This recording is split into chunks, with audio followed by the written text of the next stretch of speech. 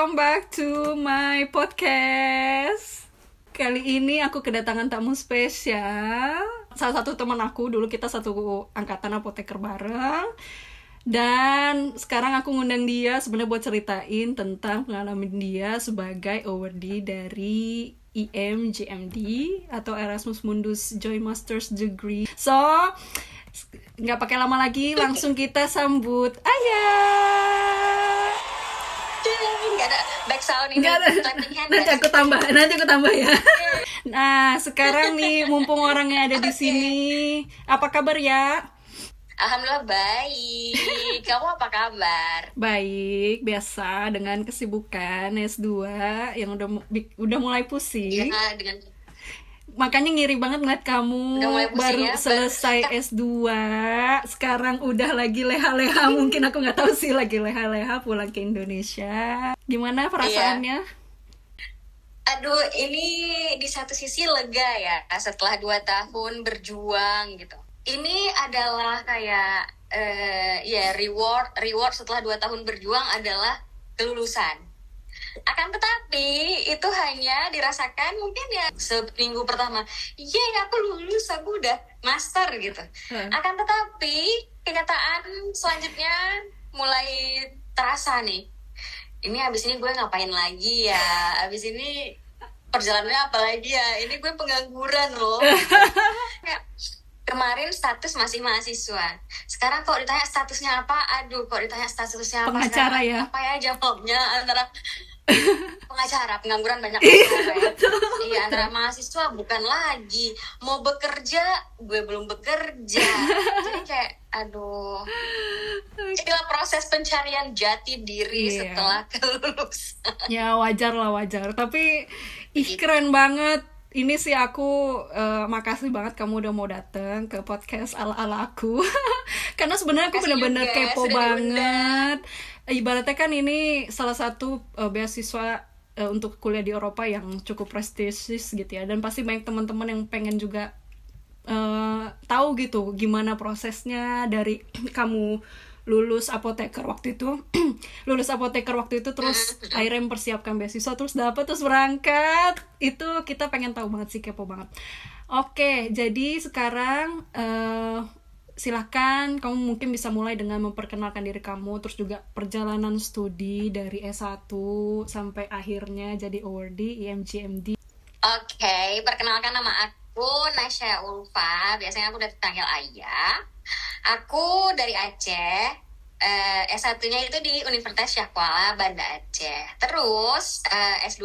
Terus aku lanjut, kan jurusan farmasi nih. Nah, farmasi selanjutnya aku mengambil program profesi apoteker di UI, di mana aku bertemu Berliana.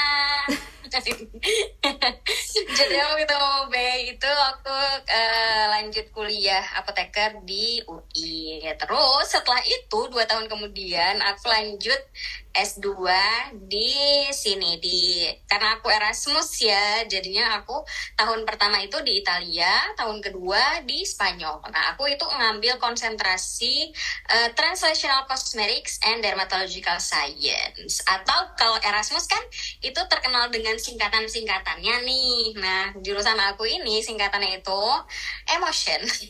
Emotion. Dari Emotion stands for European Translational Cosmetics and Dermatological Science. Akan tetapi semenjak tahun ini Emotion itu nggak lagi Translational Cosmetic and Dermatological Science, tapi diubah lebih ke health skin gitu. Jadi mungkin karena kurikulumnya nggak sesuai kali ya. Karena kan kalau Translational Cosmetics lebih mungkin orang kebayang bakalan belajar formulasi nih, bakalan belajar gimana tentang kosmetik. Padahal sebenarnya kan science di balik cosmetics itu kan ada lebih ke kayak penelitian, terus pokoknya pencarian gimana kosmetik itu dibuat. Jadi nggak cuma formulasi nih, jadi lebih ke kesehatan kulit, kemudian dibawa ke kayak misalnya riset tentang enzim, kosmetik kayak elastase, kolagenase, tirosinase gitu. gitu. Jadi lebih ke science behind the cosmetic itself gitu. Jadi beratnya itu malah bukan di formulasi tapi lebih di kita bisa bilang dermatologi ya. Iya, lebih ke dermatologi. Karena kalau waktu kayaknya sekarang nggak tahu ya, kayak kurikulumnya masih sama sih, tapi beda nama programnya aja ya. Jika ada yang berekspektasi untuk setelah lulus itu bisa membuat satu kosmetik, kayak misalnya mau buat lipstick, mau buat bedak, atau buat krim lili itu kayaknya kurang tepat untuk masuk ke Emotion, karena labnya itu kami untuk formulasi aja cuman sebulan itu pun cuman 4 pertemuan doang, jadi nggak memadai gitu. Jadinya kalau misalnya ada yang tujuannya itu membuat kosmetik atau formulasi, kayaknya kalau nggak salah ada yang Isipka gitu di Paris. Jadi lebih dia fokus itu ke apa? Formulasi. Fokus ke formulasi gitu. Karena aku punya teman, dia itu di Isipka, nggak tahu bacanya Isipka atau Isipca. Jadi itu memang khusus formulasi. Atau satu lagi itu kalau misalnya kalian ada yang mau ke formulasi, ada di Bologna. Jadi di Bologna itu ada Master Advanced Cosmetics. Jadi mereka juga belajar tentang formulasi gitu. Tapi itu juga program Erasmus atau bukan Erasmus? Enggak. Yang di Bologna itu bukan. Khusus ya? Enggak.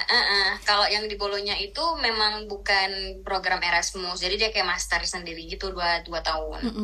Nah itu kalau program Emotion itu dia program pembelajarannya gimana? Artinya kelas dulu baru nanti ada project di laboratori, atau tetap ada kelas, tetap ada project di lab juga, atau gimana? Nah, kalau Emotion ini dia itu teori dulu. Nah, setelah teori ada nge-lab. Kalau misalnya gini, kan kalau Emotion itu di program aku nih, karena kan kalau Erasmus itu beda program, beda juga negara tujuannya. Betul. Contohnya kayak aku Emotion ini, dia tahun pertama itu di Italia itu wajib. Jadi misalnya dalam satu angkatan itu ada 30 orang. Nah, 30 orang ini wajib dalam 1 tahun belajar di Italia. Nah, tahun kedua di mana kita bisa milih sub jurusannya gitu. Ingin mendalami di bagian apa. Nah, kalau di Emotion ini di tahun kedua either kamu mau pilih yang klinis, mau lebih riset tentang klinis atau riset tentang preklinisnya, itu dibagi lagi tahun kedua ini, lebih tepatnya semester 3 ya. Nah, semester 3 ini kamu mau ke Belgia kalau ingin klinis, yang lebih risetnya tentang klinis. Nah, kalau yang mau ke preklinis itu ke Spain, ke Spanyol. Nah, bedanya itu adalah ya yang tadi itu, ntar kalian bakalan dibagi. Jadi sebelum kuliah kita kan pasti kalau mau daftar itu ngelihat kurikulumnya gitu, ngelihat mata kuliahnya apa aja. Nah, kalau misalnya yang ke Belgia ini dia kan lebih ke riset klinis gitu, yang kayak kalau klinis itu kalau misalnya di bagian farmasi, bagian kesehatan, farmasi atau kedokteran itu lebih ke yang kayak uji ke manusia, lalali gitu. Nah, kalau preklinis kan ke hewan coba atau in vitro gitu ya, Be ya. Nah, terus kalau yang Spain ini ada nilai plusnya lagi, karena di situ kita itu bisa lebih mendalami tentang manajemen. Nah, kenapa manajemen? Karena yang tadi itu kan namanya juga translational cosmetics. Otomatis setelah kita riset otomatis kita kan ingin memarketkan, memasarkan produk kita.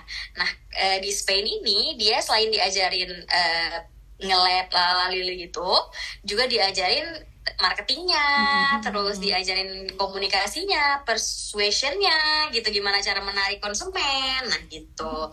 Nah, kalau misalnya nge-lab, iya, jadi kayak aku merasa tertarik ya, walaupun sebenarnya kalau misalnya mau dibilang dalam 1 semester itu apakah banyak yang dipelajari, sebenarnya banyak, akan tapi kurang cukup kalau misalnya kita hanya mengandalkan di perkuliahan saja tanpa kita mencari kayak misalnya seminar-seminar di luar atau workshop di luar gitu. Jadi kalau di perkuliahan secara teori sendiri itu lebih ke kayak basicnya aja. Kamu kalau misalnya mau belajar tentang marketing, kamu itu maksudnya kayak basic doang, kayak tentang balance sheet, terus Kayaknya juga dan ada tentang ini regulasi ya, regulasi kosmetik juga kamu belajar juga ya? Iya, itu di semester 1. Nah, semester 1 itu emang belajar tentang regulasi segala macam. Kita tuh karena belajar di Eropa, jadi ya belajarnya tentang regulasi Eropa. Tapi itu pas mata kuliah regulasi, tugasnya itu adalah melihat regulasi obat atau kosmetik di negara asal gitu. Jadi makanya aku tuh makanya aku tuh banyak tahu Jadi bisa compare sama dari tugas. dari teman-teman lain ya. Iya, benar. Jadi bisa benar. Jadi kan kalau misalnya di Indonesia tuh kita belum ada apa namanya takaran nanomaterial yang digunakan di setiap produk gitu. Nah, kalau di Eropa kan udah ada. Jadi kita bisa membandingkan. Jadi kalau misalnya kita mau balik gitu kan, mau balik dan mengimplementasikan ilmu yang telah kita dapat di sini, kita tuh jadi tahu. Kalau di sini jadi tahu. Jadi kayak kita tahu gini, kenapa nanomaterial itu penting dicantumkan di kemasan gitu. Terus kita bisa ya itu mengimplementasikan di negara asal kita gitu dan lain-lain. Terus kayak apalagi kalau di sini kan, kalau di Eropa itu untuk animal testing di ban, memang sama sekali nggak bisa. Tapi untuk yang kosmetik doang. Kalau yang obat masih bisa kayaknya. Masih bisa karena memang bisa ya. Tapi memang kayak kalau di kita itu di obat ada ada usaha namanya 4R. Kalau sekarang 4R, jadi kayak reduce, recycle, kayak gitu-gitu, reuse, kayak berusaha bener-bener mengurangi animals dan ngusahain banget buat ngembangin cell culture, jadi supaya nggak banyak sacrifice hewan gitu. Cuman memang nggak dipungkir kalau obat itu kan lebih bahaya ya, banyak resikonya. Jadi kalau nggak dites ke organisme hidup tuh agak takut gitu kalau mau di-apply ke manusia. Iya, benar. Mungkin di masa depan gitu ya, ada teknologi atau ada semacam apa gitu, keilmuan baru yang bisa mengcover ini semua tanpa harus animal testing gitu. Kita harapkan ke depan. Ya, insya Allah. Gitu. Jadi aku juga di sini. Aku juga yang di sini di semester 3-nya. Nah, di semester 3-nya ini kami pakai sel kulit, Bay, kalau nge-labnya. Kan tadi teori, kalau di semester 1, semester 2, yang nge-labnya itu lebih ke semester 2. Nah, semester 2 ini nge-labnya itu pakai sel kulit gitu, dari entah itu dari tikus atau dari manusia, tapi pakainya sel kulit di semester 3. Jadi nge-labnya itu. Jadi sekalian abis teori langsung nge-lab gitu. Oke, jadi mulai nge-lab malah dari semester 3 ya. Berarti pas udah di Spain ya? Iya, semester 3 ya. Semester 1, 2 ada nge-lab, tapi kayak yang praktikum kecil aja ya, biar tahu gitu. Iya, benar. Tapi kalau misalnya yang semester 3 lebih ke advance gitu. Oke. Lebih ke mendalami lagi ya. Oke, terus itu berarti semester 3 dan 4 bisa disebut sebagai riset untuk tesis atau gimana? Nah, kalau di sini tuh riset tesis di semester 4 doang. Oke, iya, sama berarti. Aku juga sama di semester 4. Iya, semester 4 kita pasti bilangnya internship sekaligus tesis. Betul, ya kan. Betul, jadi internship terserah mau di mana aja. Karena ya itu ya kalau emotion kan semester 1, 2, 3 itu masih teori. 1, 2 di Itali, semester 3 di Spanyol atau Belgia, semester 4 itu penelitian. Lebih internship terserah mau di mana aja gitu. Kamu gitu juga gak sih? Gimana ya? Aku juga kayak gitu. Kalau di sini kan ada master 1, master 2. Master 1 itu wajib internship 2 bulan di akhir tahun pertama. Terus juga kayak ada sidangnya lah. Jadi bukan tesis sebenarnya, kayak laporan apa sih, magang gitu ya. Nah, Apa tapi yang sudah kamu lakukan gitu. betul, exactly. Jadi kayak mini tesis lah kalau waktu M1 tuh. Nah, kalau M2 nanti juga Oke. sama, mulai dari Januari sampai Juli kita harus internship sama kayak kamu tuh, habis itu bikin laporan Oke. dan ibaratnya kayak model tesis gitu lah. Ya, persis. Oke, dari bulan berapa bulan, Bay? 6 dari 6 bulan. Januari sampai Juli. Oh, dari Januari, mulai dari Januari ya. Oke. Kamu kemarin Aku juga- Januari masih ujian sih. Ya, aku juga ada ujian, tapi awal-awal, Uh-uh. terus nanti pas tengah Januari kayaknya baru bisa mulai deh. Ah, gitu. Oke. Berarti memang ada minimum gitu ya. Betul. Minimum berapa? Biasanya berapa weeks, lama? tapi aku lupa minimumnya itu.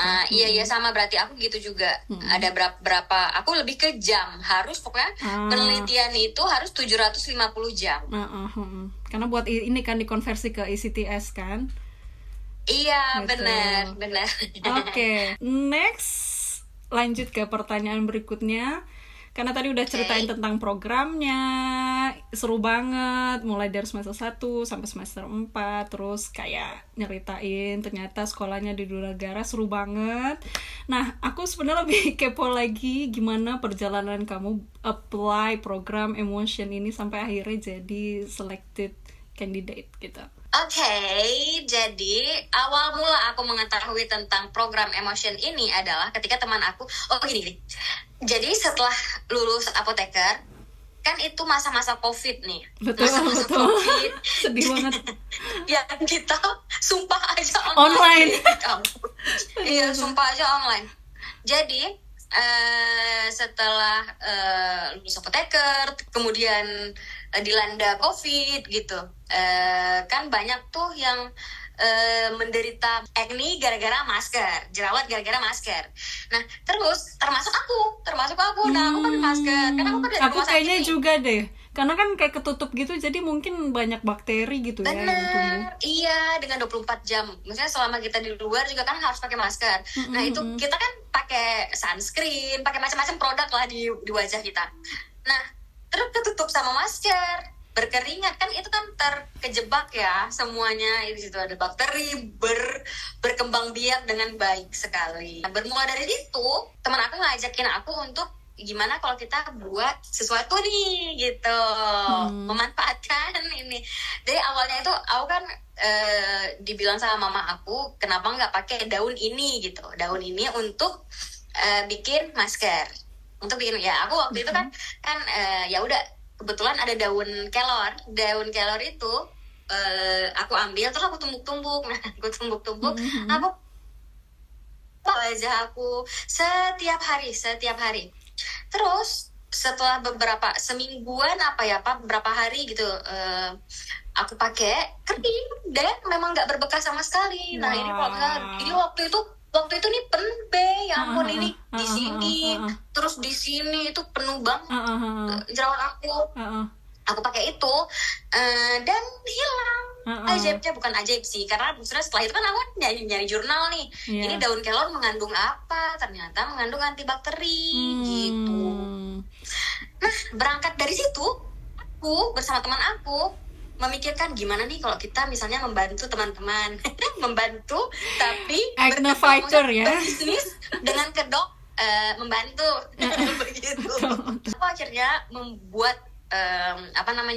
buat masker. Nah, waktu itu maskernya masih masker alami sekali, maksudnya yang enggak dengan teknologi, jadi kayak masker bubuk doang gitu. Jadi aku keringin dulu si daun kelornya, terus aku blender, aku tumbuk-tumbuk gitu, terus aku pakai beberapa bahan tambahan lain gitu. Jadi maksudnya mereka tuh gampang, jadi tinggal taruh air atau bisa langsung apa jadi gitu masker. kan. Iya, jadi bisa langsung dioles-oles gitu. Nah, terus teman-teman aku nih pada suka, beneran bisa kering, maksudnya jadi cepet keringnya jerawat mereka. Terus kan aku kan bahagia ya, bangga gitu, produk aku gitu loh, ini gue yang bikin gitu. Nah, Karena itu teman aku yang lain lagi ini dia itu kayak teman IELTS aku gitu. Jadi untuk latihan-latihan IELTS gitu, latihan speaking IELTS sama dia. Nah dia ini bilang ke aku, Ayah kan kamu kan punya produk nih gitu. Gimana kalau kamu misalnya mendalami lagi apa namanya bidang kamu gitu. Nah Erasmus ini ada bidang translational cosmetics gitu, terus aku kan tertarik ya gitu untuk lebih mendalami lagi ilmu aku gitu. Ada produk tapi aku kurang paham ini gimana cara risetnya, gimana cara dari bahan baku yang baku banget itu yaitu si daun kelornya aku jadiin, gimana caranya aku jadiin produk, kan aku nggak ada ilmu sama sekali tentang itu. Betul. Emotion ini menawarkan itu semua gitu, gimana cara riset dari mulai memilih bahan baku sampai ke memarketkan si produknya. Makanya nama program itu adalah Translational Cosmetics. Jadi from bench to the bedside. Dari situ ya udah aku nyari-nyari tentang Erasmus lagi, tentang emotion ini, dia itu perlu apa, maksudnya apa yang dicari dari calon kandidatnya. Akhirnya mendaftarlah si emotion ini. Oh, cerita aja. Kalau prosesnya itu berarti kalau nggak salah ada submit berkas gitu ya. Terus habis itu seleksi berkas, terus interview atau gimana? Iya, jadi kalau seleksi emotion ini yang pertama adalah seleksi berkas, yang kedua ada jadi kalau misalnya kita udah di oke ini di seleksi berkas, kita lanjut ke seleksi tahap 2. Tahap 2 ini kita itu wajib kayak submit video selama 90 detik yang mencakup dari alasan kenapa kita memilih program emotion gitu. Jadi maksudnya ada kayak proyeksi beberapa tahun kemudian setelah kita lulus dari emotion gitu. Kemudian setelah video ada tahap selanjutnya di B, yaitu interview gitu. Jadi setelah interview baru dinyatakan lulus menjadi awardee dari program Erasmus Emotion ini. Terus berarti kamu kan dibantu di support gitu ya, di funding sama pemerintah Aceh ya, bisa kita bilang. Iya benar-benar. Nah itu bisa dibocorin nggak mungkin buat teman-teman yang di Aceh, asik gaya banget gue. Kayak kalau misalnya ternyata aku sebenarnya nggak tahu, ternyata pemerintah daerah kadang ada program-program kayak gini gitu yang bisa nge-funding kita buat sekolah di luar negeri misalnya. Nah kira-kira tuh benefitnya apa sih yang dikasih dari mereka, dan kayak apa timbal balik yang harus nanti awardee ini kasih gitu ke pemerintah? Oke, jadi aku sebagai warga Aceh nih ya merasa bangga gitu, karena pemerintah aku menyediakan beasiswa untuk berkuliah di luar negeri gitu. Jadi kayak ini sebenarnya anggaran pendidikan. Nah jadi beasiswa BPSDM ini berasal dari anggaran dana aspirasi dari anggota DPR. Nah iya salah satu posnya itu adalah beasiswa masyarakat Aceh ke entah itu mau keluar negeri atau dalam negeri gitu. Nah, BPSDM itu apa kepanjangannya? Badan Pengembangan Sumber Daya Manusia. Oke. Iya, BPSDM. Jadi itu dia yang mengelola dana pendidikan. Pokoknya dana pengembangan sumber daya manusia. Kayak LPDP versi Aceh gitu ya. Versi provinsi Aceh gitu ya. Benar.